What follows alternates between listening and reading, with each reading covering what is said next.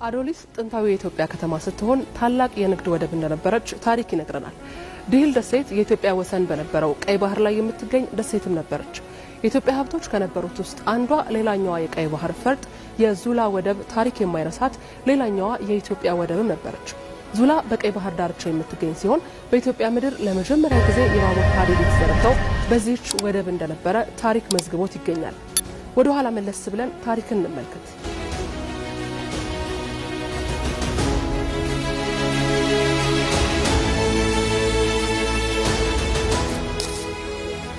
ኢትዮጵያውያን ከጥንት ጀምሮ የቀይ ባህር ወሰናቸውን ሲጠብቁ ብዙ ሺህ ዓመታትን አስቆጥረዋል። ኢትዮጵያ ስታስተዳድራቸው የነበሩ ወደቦች እንደነበሩ ታሪክ ቁልጭ አድርጎ ያስቀመጠ ጉዳይ ነው። መዛግብት እንደሚሉትም ኢትዮጵያ በአንድ ወቅት በቀይ ባህር 364 ደሴቶችን ታስተዳድር ነበር ቢባል ማን ያምናል? እነዚህም የዳህላክ ደሴቶች አስተዳደር ይባሉ ነበር። አዶሊስ ከአክሱማይት ስልጣኔ በፊት ጀምሮ የኢትዮጵያ ታላቅ የንግድ ወደብ ነበረች። የጥፍርና የከንፈር ቀለም ለአውሮፓ ይላክ የነበረው በዚህ ወደብ እንደነበረ አንጋፋው ጋዜጠኛና ደራሲ ጳውሎስ ኞኞ በ1976 ዓ.ም በቦታው በመገኘት በሰራው ዘጋቢ ፊልም ላይ ገልጾ እንደነበረ ከክምችት ክፍላችን መረጃውን አግኝተናል። ይሄ የአዶሊስ አካባቢ አዶሊስ ጥንታዊ የኢትዮጵያ ከተማ። አዶሊስ ከአክሱም 1000 ዓመት ቅድሚያ ስላለው አዶሊስ ዛሬ ዕድሜው ከ4 እስከ 5000 ዓመት ይገመታል። የዳህላክ ወደብ አካል የሆነችው ድሂል በኢትዮጵያ ወሰን በነበረው ቀይ ባህር የምትገኝ ደሴት ናት። ድሂል ከምጽዋ 1 ሰዓት ከተወሰኑ ደቂቃዎች በመጓዝ የምትገኝ ደሴት ናት። ሌላኛው ዙላ ነው። ዙላ በባህር ዳርቻ የምትገኝ በማዕከላዊ ኤርትራ ያለች ከተማ ናት። በኢትዮጵያ ምድር ለመጀመሪያ ጊዜ የባቡር ሀዲድ የተዘረጋው በዙላ እንደነበረ መረጃዎች ያሳያሉ። ዙላ ታላቅ የንግድ መተላለፊያም ነበረ። ሌላኛው የኢትዮጵያ አካል የነበረው የወደብ ከተማ ምጽዋ ነው። ምጽዋ ታሪካዊና ስትራቴጂያዊ ጠቀሜታ ያለው ወደብ ነው። የኢትዮጵያ የባህር ኃይል መቀመጫ በመሆንም አገልግሏል። ንጉሠ ነገሥት ቀዳማዊ አፄ ኃይለ ሥላሴ ህዳር 24 1954 ዓ.ም ከ100 ዓመት በላይ ለሚሆን ጊዜ የኢትዮጵያ ዋና የንግድ መተላለፊያ የነበረውን የአሰብ ወደብ ሲመርቁ ይህንን ተናግረው ነበረ። ዛሬ ጣሊያን ልትሰጥ ካሰበችው ጥቂት ሺህ ካሬ ሜትር ቦታ በእግዚአብሔር ቸርነት ኢትዮጵያ የግዛቷና የራሷ ወደቦች ባለቤት ሆናለች። ዛሬ እዚህ የቆምነው ታሪክ ራሱን ሊደግም ባለበት ወቅት ኢትዮጵያ እንደገና በዓለም አቀፍ ንግድ ውስጥ የራሷን የሆነ ተገቢ ሚና በሚኖራት ወቅት ነው። ለኢትዮጵያ የንግድ ልውውጥ ዋና በር የሆነው የአሰብ ወደብ ሲመረቅ በውቅያኖስ ላይ የተንጠለጠሉ የዓለም አቀፍ ንግድ ተሸካሚዎች እንደገና በኢትዮጵያ ውሃ ውስጥ መጠለያና አገልግሎት ይሰጣሉ። እኚህ ታሪካዊ የኢትዮጵያ ሀብቶች የበለጠ ታሪክን በማጣቀስና በማስተጋባት መሞገት የዲፕሎማሲ ስራውን ሊያግዙ የሚችሉ ታሪካዊ ማስረጃዎች ስለመሆናቸው የብዙዎች ምልከታ ነው። ለዲፕሎማሲው ማስከበሪያ አቅም ይፈጥራሉ እነዚህ ታሪካዊ እሴቶቻችን። ኢትዮጵያ ከዚህ ቀደም የነበራት ታሪካዊ አቅሞችና ኃይሎች ማለት ነው። ይሄ በአንድ በኩል አቅም ይፈጥራል፣ በአንድ በኩል ደግሞ ብሔራዊ መነሳሳትን ይፈጥራል። ብሔራዊ መነሳሳት የሚፈጥረው ግን ዜጎቻችን ሲያውቁት ነው። ኢትዮጵያ ምን አይነት ሀገር ነበረች? ይህንን ደጋግመን ማንሳት አለብን። ለአሁኑ ትውልድ ማስተማር አለብን። በተለይ እኛ ኢትዮጵያውያን በአክሱማዊት ጊዜ ከጥንት ጀምሮ በስልጣኔያችን በባህር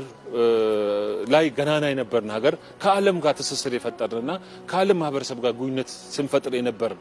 ማህበረሰብ ህዝብ መሆናችንን ትውልዱ ካወቀ ግንዛቤው በጣም ከፍ ካለ አቅም ይፈጥራል ማለት ነው። እንደዛውም ግንዛቤ ከመፍጠር ባለፈ ደግሞ ለዲፕሎማሲያዊ ድርድራችን አቅም አጋዥ ይሆናል። የባህር በር ይገባናል ጥያቄ ላለፉት 3 አስርት ዓመታት ተረስቶ ጥያቄውም ተዳፍኖ እንዲቆይ ተደርጓል። 130 ሚሊዮን ህዝብ የያዘች ሀገር የባህር በር ስትራቴጂያዊ ደህንነት ማስጠበቂያዋም የህልውና መሳሪያዋም ነው። ያኔ ኢትዮጵያ ከሌሎች የዓለም ሀገራት ጋር በባህር ላይ የምትገናኝ የባህር ላይ ገናና ነበረች። በየዘመናቱ ለውጭ አልጋ ለቤት ቀጋ አይጠፋምና በአንድ ክፉ የታሪክ አጋጣሚ የህዝቧን ፍላጎት ባላከበረና የመልማት እቅድን ባላገናዘበ ውግንናም ሆነ ውክልና በሌላቸው አካላት ውሳኔ ሀብቷን እንድታጣ ሆናለች። ታዲያ ርስት በሺህ ዓመቱ ለባለቤቱ እንዲሉ ይህ የባህር በር ይገባናል ጥያቄ ከግብ ለማድረስ አስቀድሞ ማለቅ ያለባቸው ስራዎች እንዳሉም ይነገራል። ከመሃል ሀገሪቱ ከተማ ጀምሮ እስከ ወደብ መዳረሻዎች ያሉትን መንገዶች እስከ ወደብ መዳረሻ ያሉትን ማልማትና ማዘጋጀት ያስፈልጋል። ከዚህ ጋር በተያያዘ ደግሞ የሎጂስቲክስ አገልግሎት ተርሚናሎች ማዘጋጀት ያስፈልጋል። የብሔራዊ ደህንነት የባህር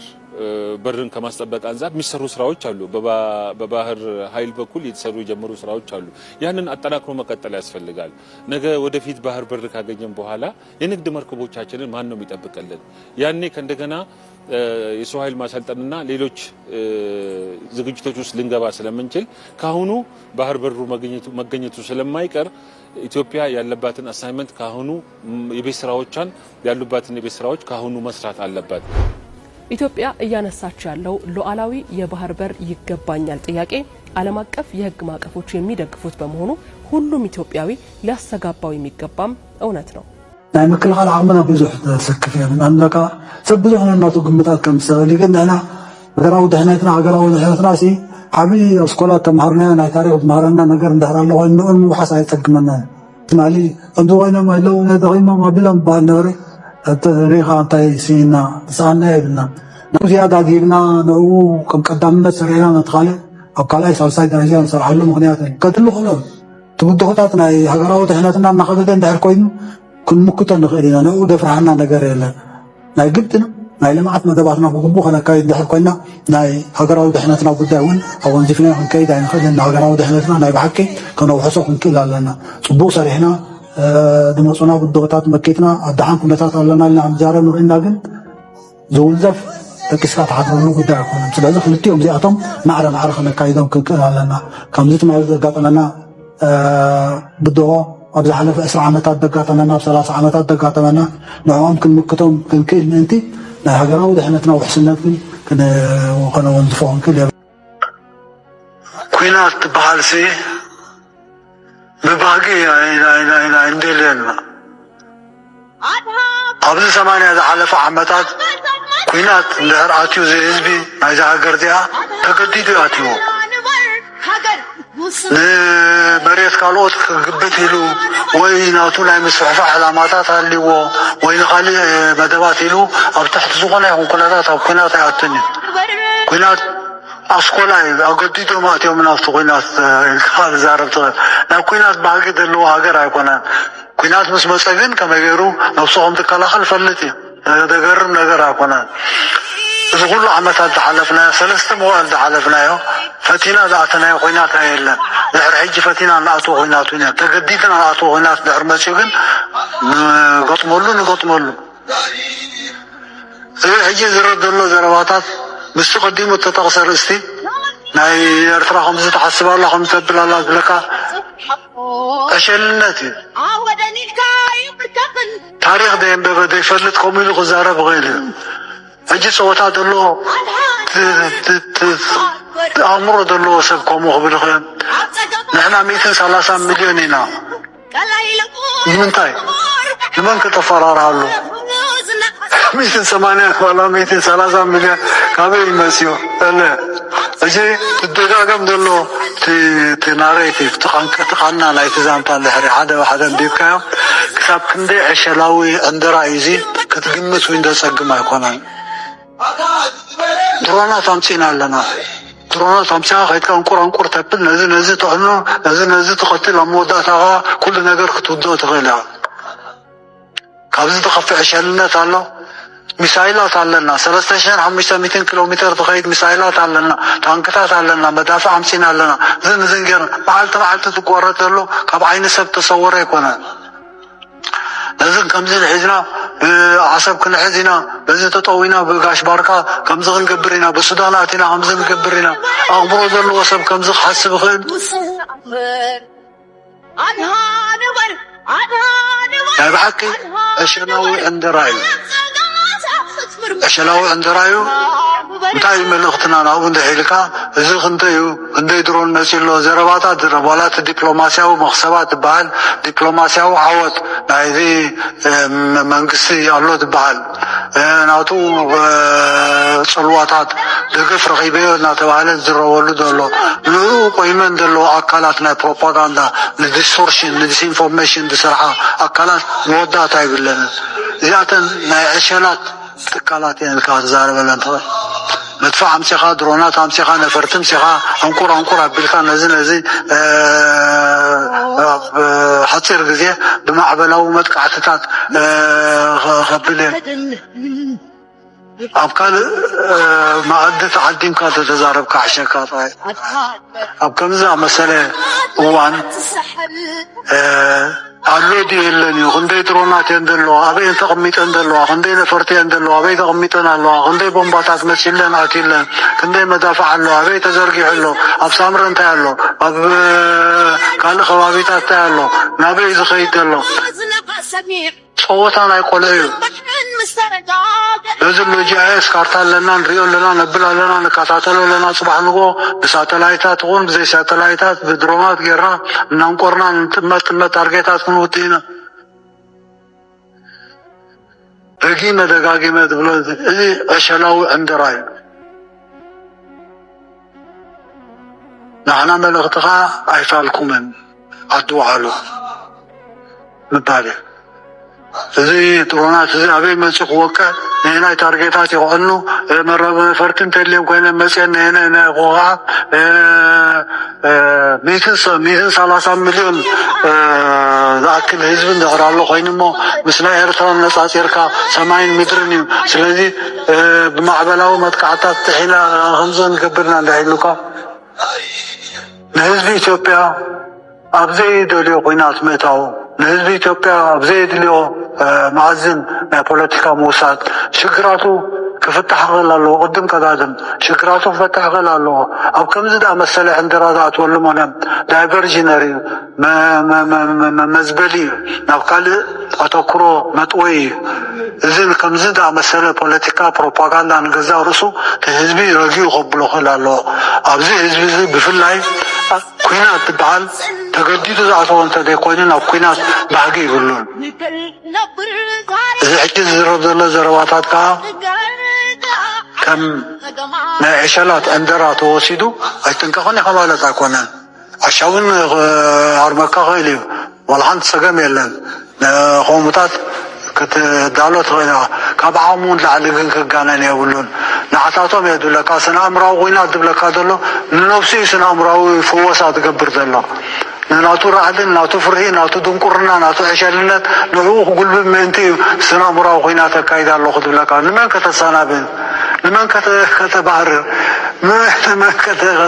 كتتك كم زعينة نقر تتبن حلال ملكتنا يكون ولا بقربة ولا برحوق أبو توتيدنا نزار ولا مخنياتون يلن نفسها تدعائز ننات كامورا الحف كتبل نسب كتتبس من تنتقون كتبل دلها نلغتنا عدوعال يا إلكام الزراب طريقة واساس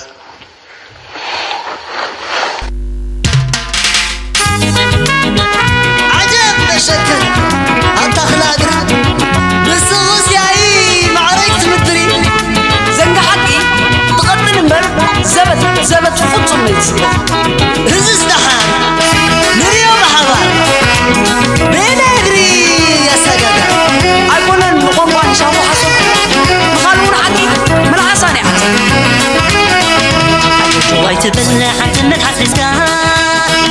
نفوس محنا باقيات حسكاتا الحد لسان كنت يتصور الرساي حتى زيت اللابون حقك ويا حقي الحية عشا حول غدا كله كم كابو صدرت نجد اليوم كابولنا بعالم زحزن انت اليوم أبزا أمبورسي مع المنحس مسنقيوم كان نوع من الريق وكسة عقبت بطارة تحت الكاسي تحسك تعوين حمنا حصد حتيري وحققي النباري وذكورينا بتاريخي أبتقوت كالسي تحنزا كانت كاخي سقر وكنتي كلا راح أقلي كيدلي عدم سني غاية حسد كذاي فتي خاتليكا وقسمي خات حكي طوبا رقيم طوبا بكا طوبا يلنا بوارك مقدي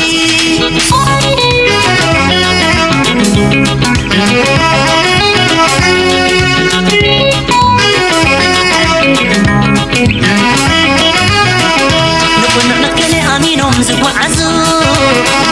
علون عدونا واشتغى ورش حيث سرروا كنزلو فلتني حصوت عصاصيتي امرم كبت مرغايو لو متصبح حصصتي مرقم حدك يدف كده وطنا نايت مني كدمي كي تتأفق انو كله زعكري حق التزاري بقى من قد بابر دكس تبع بباري عطامت كلي نكس ودك جزربا عجب بيه التعمر بابور تركز كاس كمل كاها بسرر عابي كترجعو حصوتهم بيمكا بأنبر ور عنقول كاس الحيدكا مدقيدان حشكا عودت الدنيا حجك كاتريني زنقا حق خاسر كسفرة تحت مدري زنقا كاتعنو كندي زي فتنكا تتصفع تملز كنطاناي قدمكا فتش مهدميها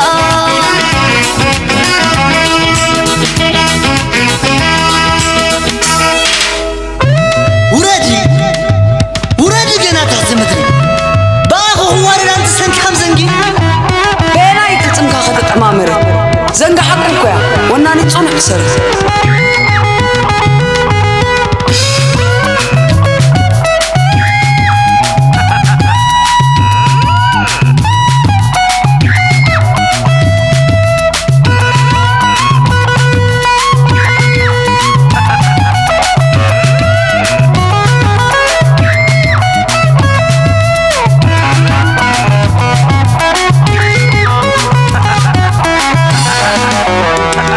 جواي تبلع عن تمت حسسكا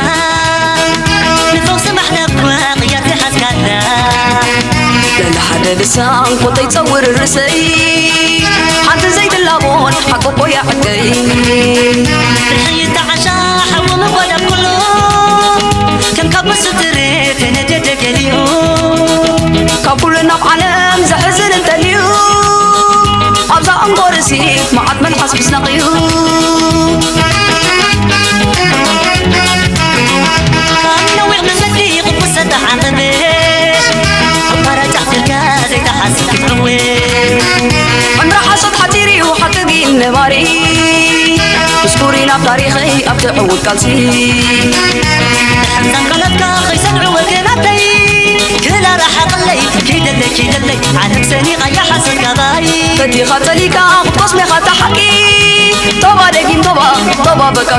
طبا يلنا قوارج من قديم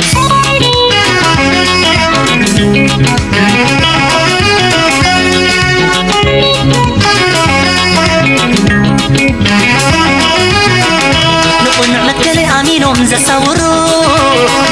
عدونا واشتغى بورش حيث سررو كم زلو فلتني حصوت عصاصيتي عمرهم كباي مرغايو لو متصبح حصصتي مرقم حدك يدف كده وطنا نايت مني كرمي كي تتأفق انو كله زعكري حق التزاري بقى من قد بابور دكس تبع بباري عطامت كلي نكس نحق تعزز كيبل كافزز كزز فشل كي خارجي نقل عنا تمازز قد كدن قد انتي سيومني عملي كنا خد قادسي نحاسد متكلي اي تزم موزاني تقول السلطخات نورا مشي طرخة أبكعنا خالي نصيم صعب بقى أنت بزي مسا لو من نسي خاني كميلو سجعم أكا قرمني حق محارني صابلو من بتزحكا عدلنيا إيغا تسنابت عالم قبلو من جميركا وطم مقابركا يرهبوني بقدام وشتي تعاقد وحاول محارة قنكا لو ما أدحنني صابلو من بتزحكا عدلنيا إيغا تسنابت عالم قبلو من جميركا وطم مقابركا يرهبوني بقدام وشتي تعاقد وحاول محارة قنكا لو ما محارني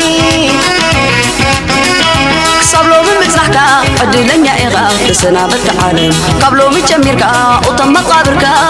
يرهبوني بقدام وشتي تعاقد وحاول محارة قنكا لو ما محارني